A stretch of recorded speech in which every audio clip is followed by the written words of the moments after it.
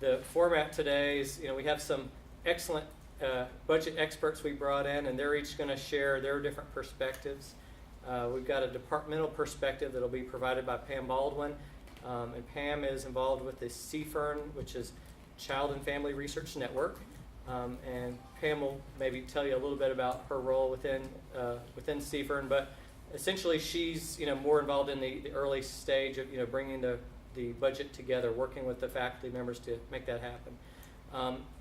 And then after the departmental perspective, we'll have the OSP perspective. So that's that approval process perspective. And Melissa Williams from OSP is going to provide that and just give you some guidelines, give you some ideas of how she uses the guidelines to evaluate budgets and just give you that perspective. And then finally, Julie and we have some wrap-up comments that we'll use to maybe talk about grantsmanship a little bit within this topic of budget justifications. I brought an example that I found. I got permission from a faculty member to share a budget justification that I think is a good cross-cutting justification. So we'll go through that. That'll be one of our last things we'll do. So as mentioned, I'm Pam Baldwin. I work for CFERN. And basically, CFERN offers pre-award support and also post-award consultation for our members. And so I know most schools on campus actually have their own pre-award person, but if you need a little bit more support with writing certain things, we can always help. And also sometimes it takes a little bit of the load off of some of your pre-award people in your departments. Or if you don't even have one, we're someone to go to if you are a member of ours. So when somebody comes to me and they say, oh, I really want to write the proposal, the first thing I think of is budget. I really want to see how your procedures and methods, how those are going to carry out with the numbers.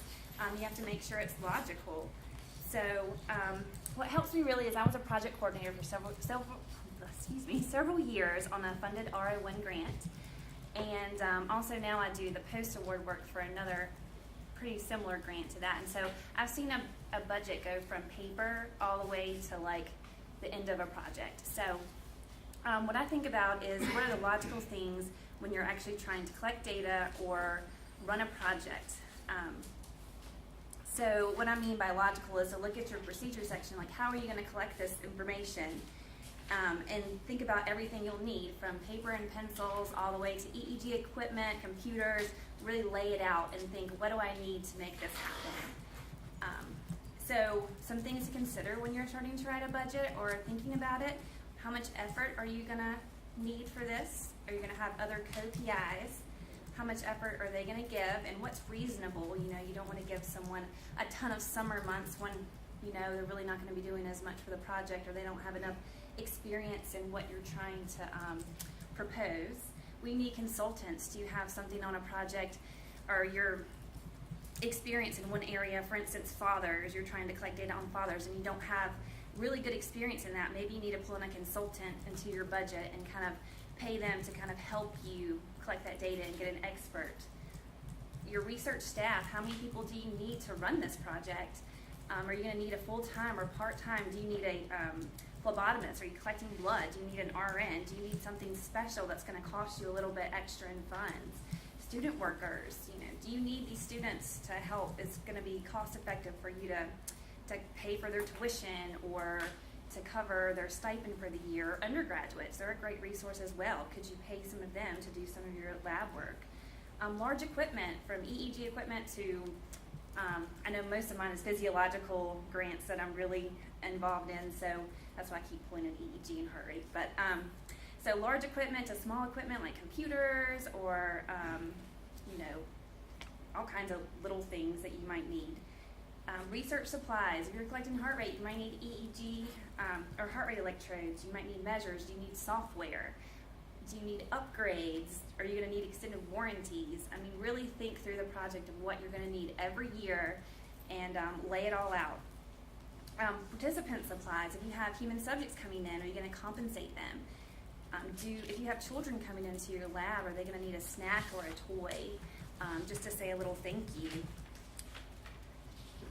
And some examples I can give you. So if your project, if you plan to do home visits, maybe you might want to include a laptop so you can actually collect the data. when you're going to someone's home, or if you're doing blood draws, then you need to make sure that you include syringes and gloves and storage supplies and a trained professional. If you're planning to recruit, you need to make sure that you put in postage and paper and materials and mailing packets. So those are just the things, kind of really think through what you're trying to do and how you're actually going to collect this data, and write it all down and think of every scenario of what you would really need. So another thing is travel. You know, if parents or participants are coming in from 20 minutes away and you're trying to get them into your research lab, you might need to compensate them for travel or babysitting. Or if you have graduate students going to recruit for you or going out to collect data, they might need to be reimbursed for travel as well. And some things you don't think about is UNCG makes you pay for certain things that you don't realize. Like, we're about to go to a different printing source where all our printers are going to go away and we're going to have to pay per copy. Well, your grant's going to be charged for that, unless you have a very nice department who picks up that stuff. Also, phones and voicemails. If you have a really big grant. How have you budgeted your grant and got it funded before UNCG changed their policy? Right? There are written exceptions. We're trying to still work through all this. I'm not sure how it's going to work. You put your foot down on that. Well, I don't have much say in any of that. But when I was speaking with contracts and grants, they were like, I don't know how this is all going to work. And you can be an exception to the rule. And I mean, we're in a house over on campus, and we're not near any of the departments for copies. And so I don't know what we're going to do. But none of this, until your printer breaks, you don't have to worry about it. But once it breaks, you cannot buy a printer on campus at all. It is locked. So a P card, they will not accept a charge for a printer. But you can still buy ink cartridges and stuff, so stock up on this. But phone and voicemail too, like, you know, you wouldn't think, oh, I have to pay $100 and something to get a phone set up and voicemail. But you have to pay for that. So really think through things, and that's how, you know, being on a department level or, you know, working at UNCG for quite a while, I kind of gotten a grasp of what exactly you actually have to pay for that you didn't realize you're going to have to pay for. And another thing about budgets that I think is important is think about the feasibility of your project. So, for example, if you have a limited budget and you can only afford 2 graduate students to run your project, but you have this very ambitious sample size of 300 participants you're trying to get in like a 6-month span, that's not feasible. You don't have the funds to support that. So you really use the budget as a tool to kind of sit down and say, you know, can this be done with the money that I could potentially get? And, you know, typically you're going to get a cut, so you kind of have to really think of what can I actually do with this money.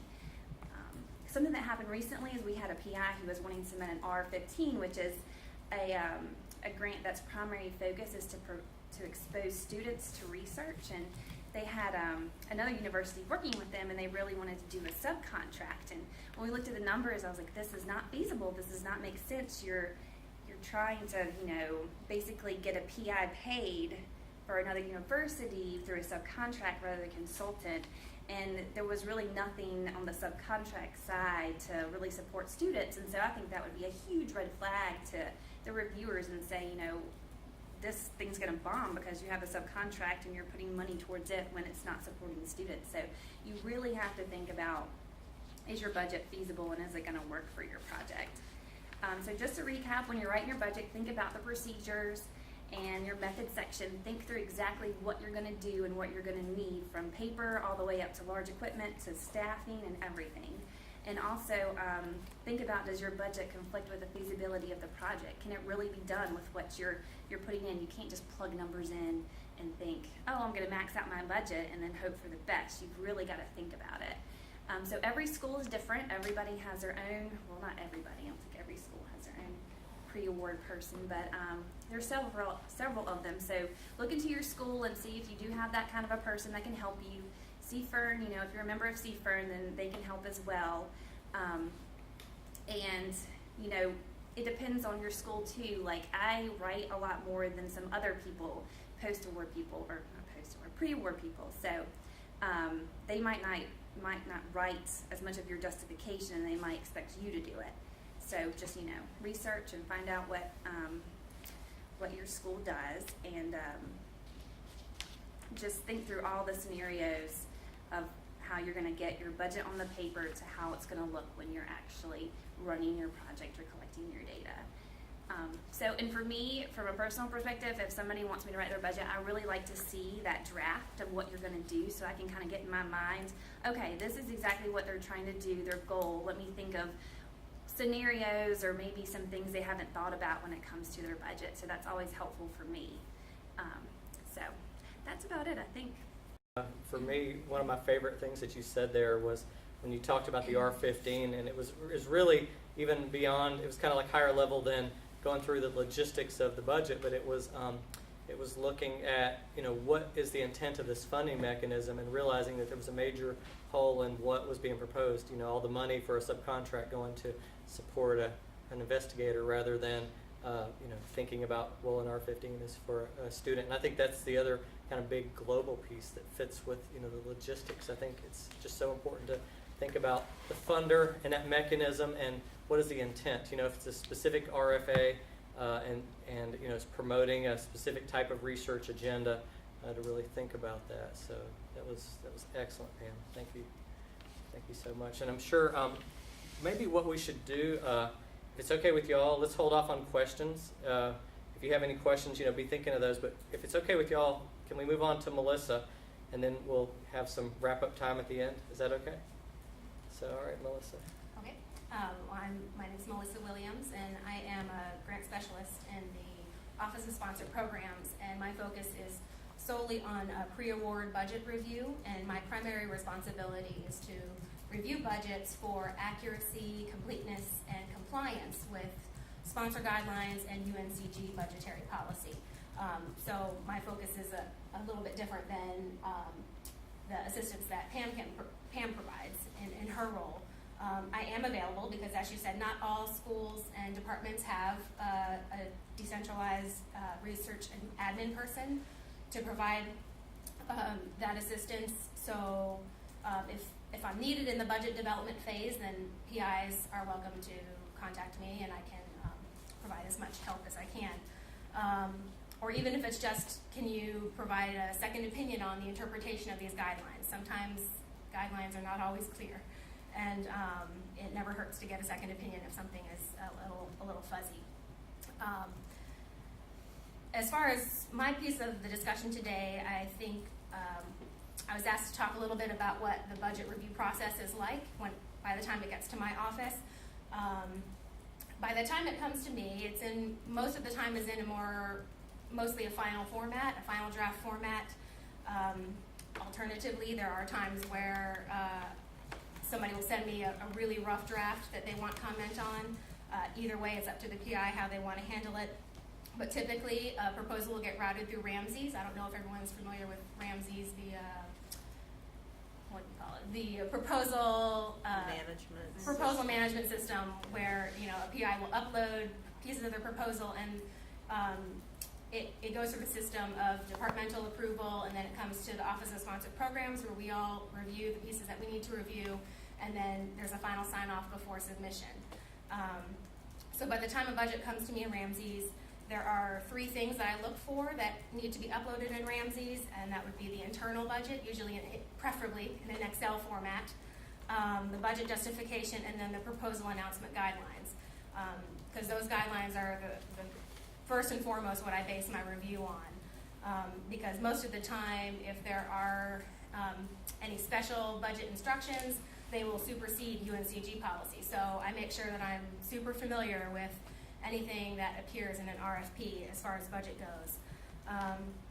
I then review each part of your budget, and I'll send feedback or suggestions to the PI or to the research admin person.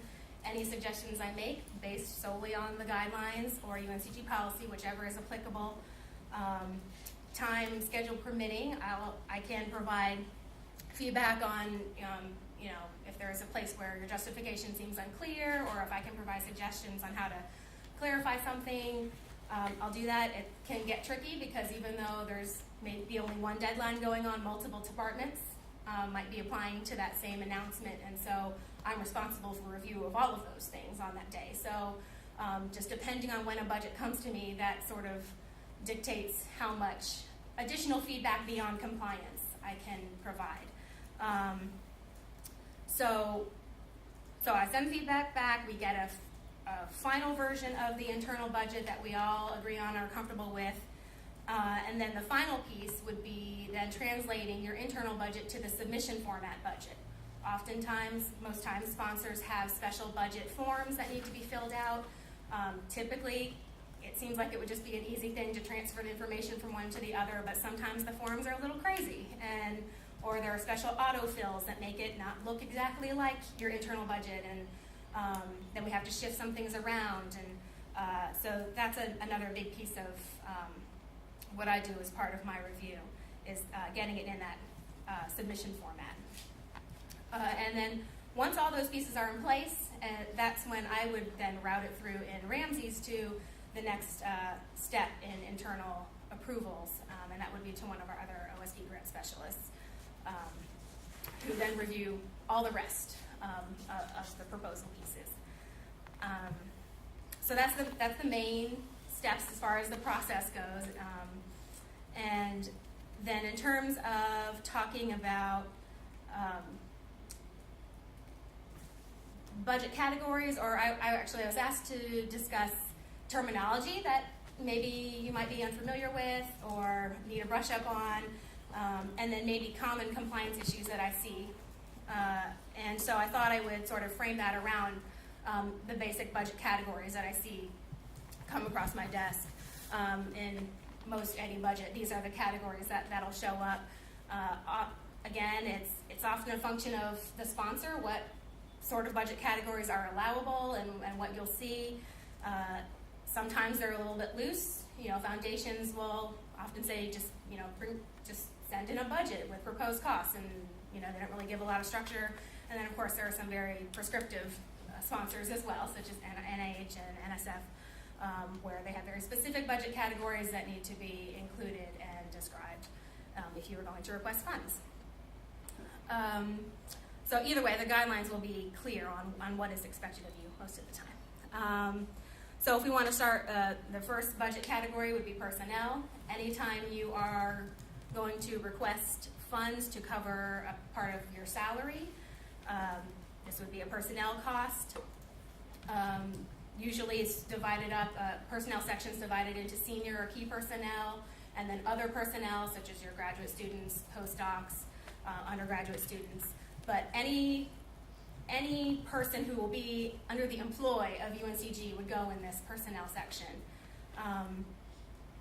Issues of compliance I see within personnel often have to do with including the correct fringe rate.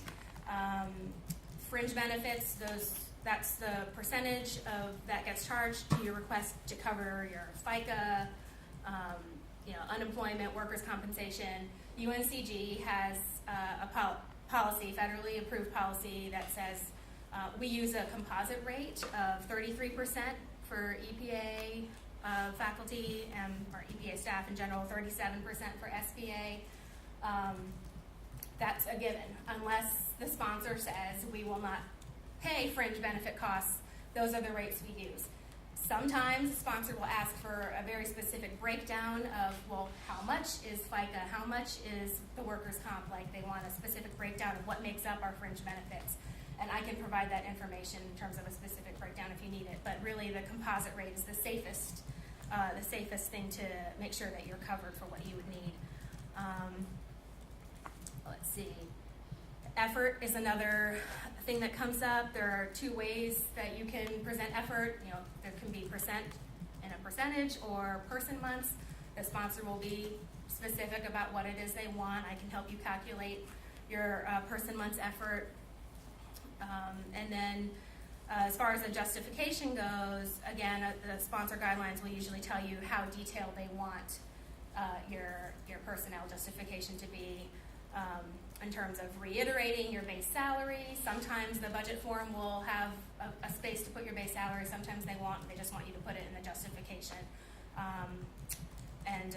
Again, we would just defer to the guidelines on what to include there. Equipment is another budget category that can sometimes be confusing because there's a pretty standard definition of equipment as far as these sponsors go, and it has to do with any item that has a cost of greater than $5,000 and a user life of more than a year. So these are your big super microscopes or, EEG machines that would go under equipment. Anything else that would be under $5,000, that would be more of a materials and supplies thing. Probably the most common issue I see as far as equipment goes is people putting a request for computer equipment under equipment. I haven't seen a computer cost more than $5,000 in a while now, so not only would that probably better go under materials and supplies, but you also most times would need sort of special extra justification, because a lot of times too sponsors aren't cool with asking for money for what might seem like a general, if the case has to be made that the computer will be used solely for the purposes of the research being proposed.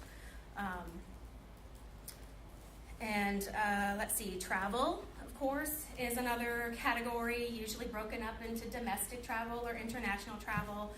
The guidelines will state what the travel funds can be used for. Sometimes sponsors aren't going to be okay with travel for conferences just to go to a conference. There has to be some extra justification for that, or they may only want to fund travel that's necessary to conduct the research, and they are not interested in funding, dissemination efforts. Again, we defer to the guidelines for that. Sometimes there's a PI meeting that's required, and they say in the guidelines, be sure to include in your budget enough funds to attend this meeting, not just, the travel that you were thinking. Let's see, unless otherwise specified, travel costs should be scoped out using the travel rates that the university, according to university policy, and they have a standard rate for per diem and mileage and just beyond those rates. So it's good to become familiar with those. So those are the kinds of things I would be checking for in a budget, making sure that all the proper rates are used. And all those can be found on the financial services website for UNCG. If you just go to the UNCG web page and search for Policy 5, that outlines all of the travel rates as far as per diem and mileage and such. Let's see. Participant support costs is another budget category that I see. And this one can be confusing because usually they only apply to specific types of grants, like a conference grant or a training grant. These are funds that are intended to pay participants of a meeting or participants in a training. This is to be differentiated from if you're paying a participant to take part in your research. If you're collecting data and you're trying to give an incentive for recruitment, those would be other direct costs. That's not a participant support cost as it's typically defined. Another issue with that is when participant support costs are included, some sponsors, such as NSF, don't allow you to take indirect costs on participant support costs, and so that would be another piece that I check on. And then pretty much all other subcategories you can think of fall under the other direct costs. So these are your materials and supplies, your publication costs. If you have a subcontractor who you want to work with, or consultant costs. And again, the sponsor guidelines will touch on the allowable and non-allowable costs within those subcategories. But so I mentioned before, materials and supplies, this is anything under $5,000, because then otherwise it would trip that equipment category. Sponsors will often tell you to group your materials and supplies into categories, such as chemicals, glassware, but then you would need to provide an itemized account of all of those costs in your justification. Publication costs, that can be confusing sometimes because it's not referring to just printed materials. If you're printing, you need to print out surveys to pass out to participants to collect your data. That's not a publication cost. The publication costs here are specific to dissemination of your results. So if you need to print out your manuscripts to submit to a journal, anything that has to do with getting your results out there, that's when it would fall under publication costs. Consultant costs, Pam touched on. If you have a project where you need somebody who has a sort of specialized skill that you want to bring in on your project, Sponsors often allow for that, but then they make a big deal about providing a thorough justification about what their organizational affiliation is, what their rate is based on. You'll need to provide their daily rate or their hourly rate, and then the specified amount of time that they'll be working on the project. And also consultant travel actually gets lumped into the consultant costs. It doesn't go into the actual travel section of your budget. It gets lumped into the consultant line. So that's something I see often. And then sub-awards, of course, we talked about, if you have a co-PI at another institution who's going to be working on the project, the sub-award line will need to be included. And sub-awards often will need to provide their own, or even if the sponsor doesn't require it, we will require it, that the subcontractor provide their own detailed budget and budget justification that covers specifically what part of the project they're going to be doing. And then theoretically, they should have their own approval process at their institution in which their budget materials get vetted against the RFP, because everything in the RFP will flow down to the sub. I'll often do a quick scan of their stuff just to make sure there are no red flags, but for the most part, when it comes down to time, for the most part, it really is just going to be looking for red flags as far as the subcontractors are concerned. And then finally, indirect costs. That's often a source of, just because there are lots of different calculations that are often needed to come to your indirect cost line. So indirect costs terminology, it's the same thing as overhead. It's the same thing as facilities and administration, or F&A, you'll hear it called. This is another category like fringe for which the university rate is required unless the sponsor states otherwise. So these are costs that are directly related to the research but can't be directly attributed to the specific project. So things like the utilities or depreciation of the building that you're doing the work in, or the salaries of the research administrative staff or the Office of Sponsor Program staff, accounting, custodial services, the phone and communications infrastructure. All of those costs get covered from this indirect cost pool. At UNCG, the F&A rate is 43.5%. For on-campus, there is an off-campus rate, but that's a very specialized. There's only very special situations in which an off-campus rate would be used. So 43.5% is what you'll see as far as the UNCG rate goes. It's applied to all sponsored projects and agreements. The only exception being is if an agency has a legislatively endorsed restriction on the rate, or sometimes private agencies will have an established written policy that says they won't cover F&A at all. Either way, we would need documentation of the policy or the exception. We would need documentation of that in-house. We would upload that to Ramses to make sure it's part of the file. Let's see. So as far as compliance with indirect costs and indirect costs goes, it just comes down to calculating it correctly.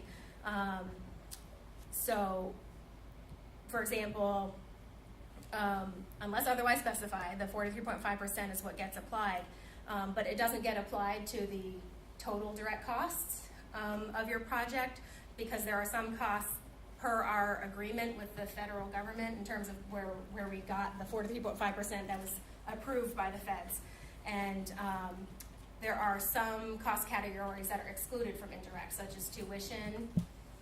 If you have equipment, anything in that 5,000 or over, that would get excluded from indirect. A portion of the subcontractor, if you have a subcontractor involved, a portion of the subcontractor funds gets excluded from indirect. So just making sure that all of those calculations are done correctly, and that's probably the thing that I provide assistance on the most, is making sure that piece has been done right. Or even, sometimes sponsors like to get really tricky on you. Like USDA will only allow, they'll only pay indirects equivalent to 30% of the total request. And you would think that means, okay, so we can just do a 30%, but once you have subcontractors involved, because of the way we calculate indirect costs in the modified total direct, it's much hairier, and it involves a lot more additional calculation to make sure that you're compliant with that 30% guideline. So those were the main pieces of, in terms of budget categories and terminology that I wanted to cover. I guess in terms of the primary purpose of review, if it's not clear, compliance, because I've said that word a million times now. That is the primary purpose of the review. Given the tight turnaround that we have, it really does come down to picking at red flags, just making sure that the calculations are correct and that all costs are justified with a sufficient level of clarity and explanation, and that the submission forms are correctly completed. Just making sure that the numbers match up between the internal budget, the justification, and the budget form, making sure that everything looks the same across all three of those documents. Because in the end, the submission form, obviously that's what gets submitted to the funder, but the internal budget and the justification gets submitted as well. But the internal budget is what contracts and grants is going to use to manage your grant. So those things need to match up. Otherwise there'll be problems on the back end post-award. So I guess as another facet of the discussion was to, I guess, distinguish between a compliant budget and a quality budget. They're not necessarily always the same, and I don't always get to speak to the quality piece. I just don't have the time to go there. A lot of the time it ends up being outside of my purview, which is why it's so great to hear, you know, the kind of assistance that Pam provides, because by the time it comes to me, issues of whether or not you've budgeted things in a way that lines up with the work proposed, those are the kinds of things that, you know, are hopefully thought about before they come to me, because I'm not often able to speak to that. You know, my role is to point out whether the amounts budgeted are reasonable in terms of the guidelines set forth, as opposed to whether or not they are reasonable in terms of the work proposed. You know, so like I can tell you if you calculated effort right, but I don't have access to your you know, your project narrative, so I can't always speak to whether or not the amount of effort is a reasonable one considering the work that's going to be done. So why it sort of all ties together. We all have to sort of work as a team as far as that goes. But I guess at this point, Aubrey will touch a little more on that. You know, you're gonna be rushed at the end to finish your proposal. I mean, that's just the nature of the beast. A lot of times when you get to your justification, that's done at the end. And I would encourage you to have somebody who works in your field, and have someone like Pam who has, you know, kind of been on the front lines of running a study. If you're going to do this type of work, have them look at this and say, does this make sense?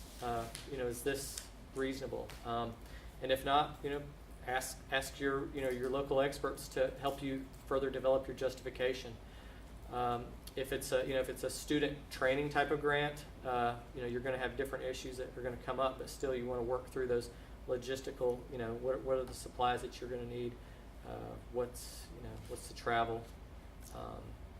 But you know, consider that as just you know, another thing that needs a set of eyes.